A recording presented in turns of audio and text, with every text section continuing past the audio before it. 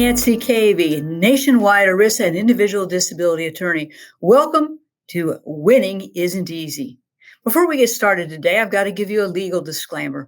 This podcast is not legal advice. The Florida Bar Association says that I've got to tell you that, but nothing will prevent me from giving you an easy to understand overview of the disability insurance world, the games that disability carriers play, and what you need to know to get the disability benefits you deserve.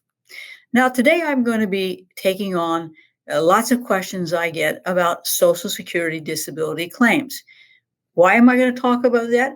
Well, many ERISA disability policies require that you apply for Social Security disability benefits.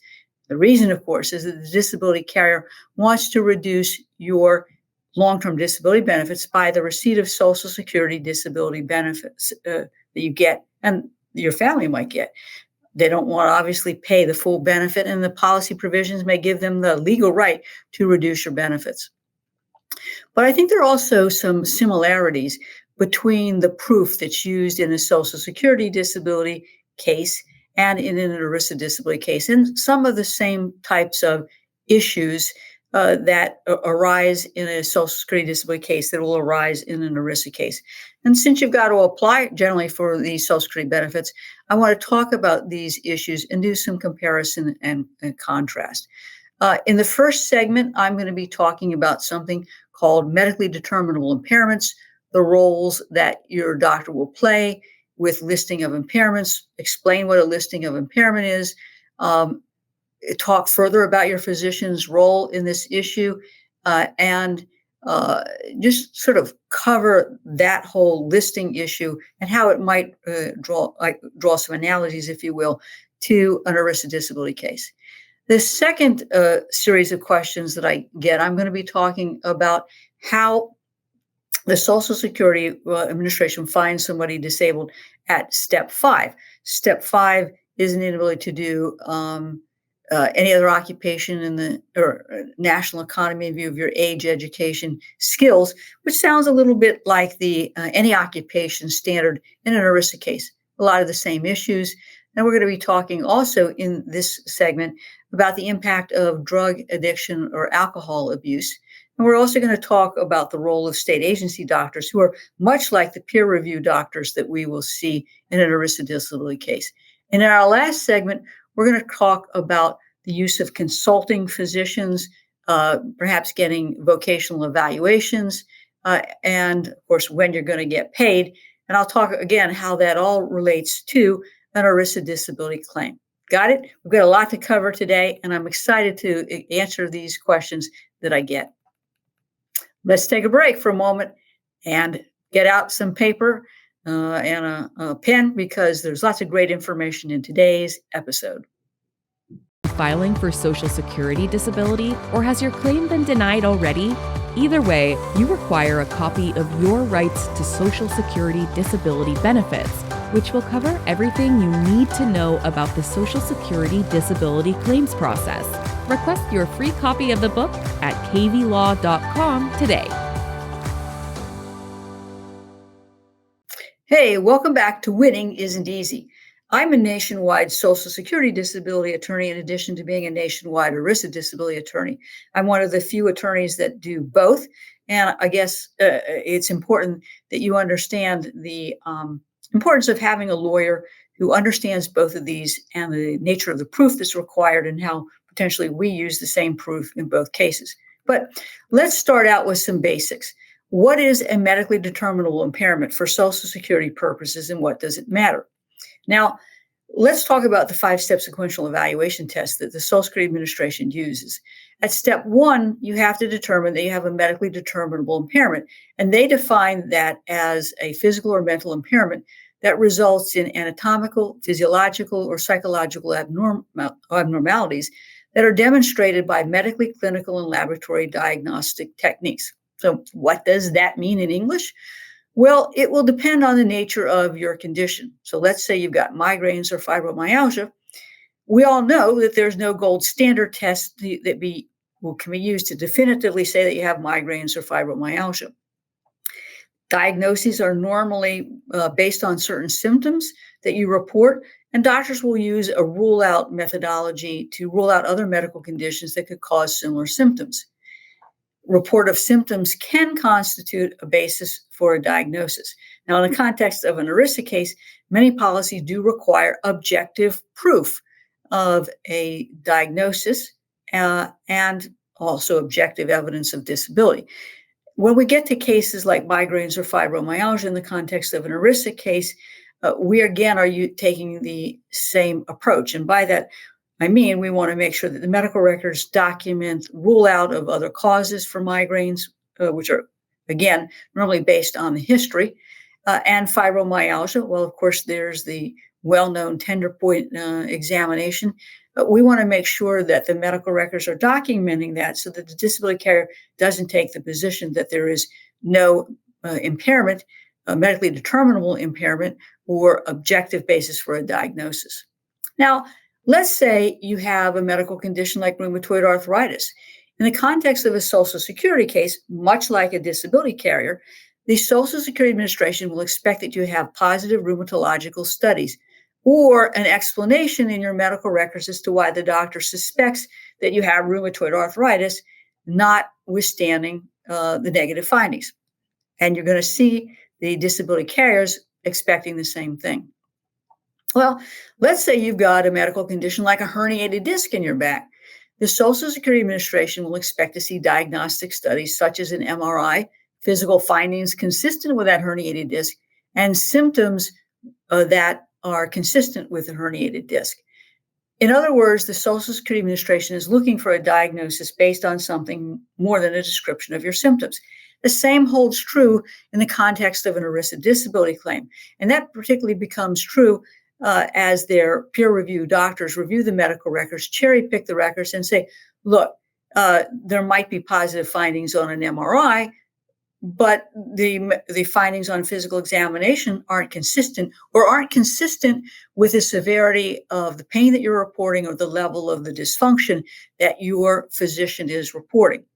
So obviously, there is this crossover, if you will, between what a medically determinable impairment is for Social Security purposes at step one and the issue of medically determinable impairments or objective diagnoses in the context of an ERISA disability case. And again, as an ERISA and Social Security attorney, I'm always looking for these issues because if I have this issue in the context of an ERISA case, I'm going to have this issue in the context of the Social Security claim, because we generally try to work both of these claims hand in hand. Now, let's talk about the next topic. What role does your doctor play in the Social Security decision about whether you meet what's called a listing of impairments and are entitled to benefits? The 5-step sequential evaluation in step one asks whether or not you have a medically determinable impairment. The second question they ask is whether your impairment is expected to result in death or has already lasted or can be expected to last a continuous period of 12 months.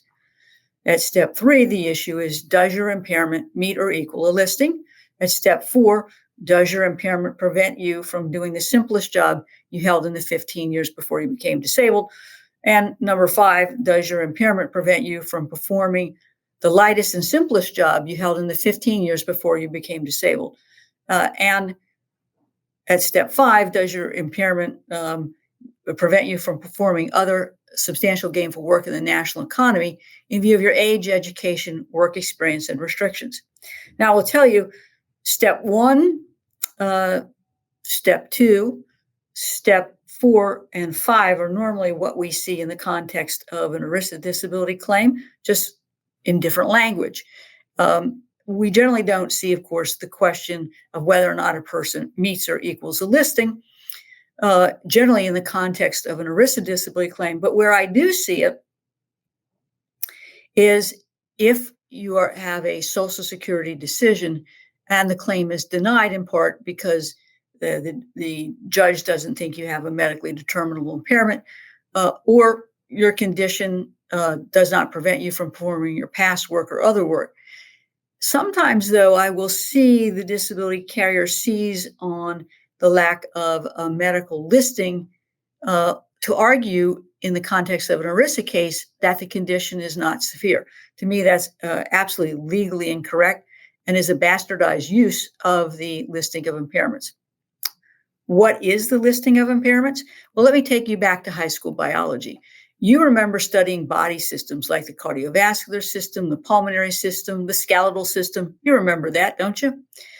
The Social Security Administration takes a body system approach to determining whether you have a medically determinable impairment that meets or equals a listing. A medical listing is a set of medical findings that are found in the Social Security Disability Blue Book, or called the listing of impairments.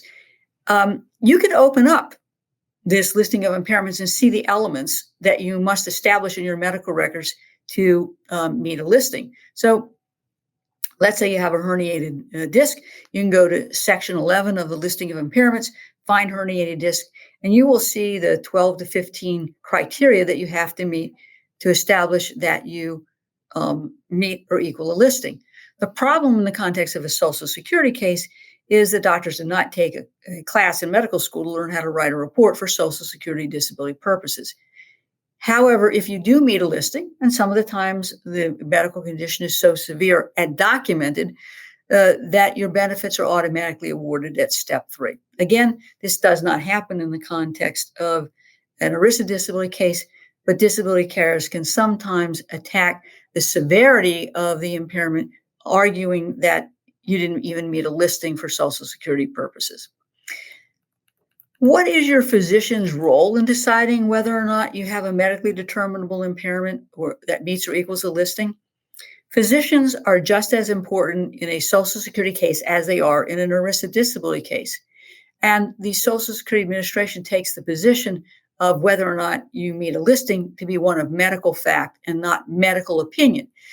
But the Social Security Administration does regard the treating physician as a source of evidence, and they will consider the opinion of a physician that a person meets a listing so long as the findings documented in the medical records coincide with the elements of the listing. Now, doctors necessarily don't need any special expertise, but I generally ask them to fill out a form called a residual functional capacity form, and I try to get it to the specialty doctor that's treating this particular condition. We lawyers have created many different residual functional capacity forms to use in our Social Security cases, and I try to get the doctor to address the listing. Now, you can also be found disabled if your impairment is severe enough that it equals a listing. Again, that's very hard to do. I mentioned these residual functional capacity forms. I think they're very important. In the context of an ERISA disability case, the carrier has your doctor fill out these bland APS forms, attending physician statement forms, that don't ask the right questions on purpose because the carrier doesn't really want to know what your restrictions and limitations are. That's why when I represent somebody in their ERISA disability claim, I also want to handle their Social Security case. I want to make sure that the treating physician is completing these Social Security residual functional capacity questionnaires. They're based on specific medical diagnoses. So we have them for herniated disc, POTS, Ehlers-Danlos, fibromyalgia. There must be at least 50 of them. I want to attach that completed residual functional capacity form to the disability carrier's APS form because I think the RFC forms are asking the right questions.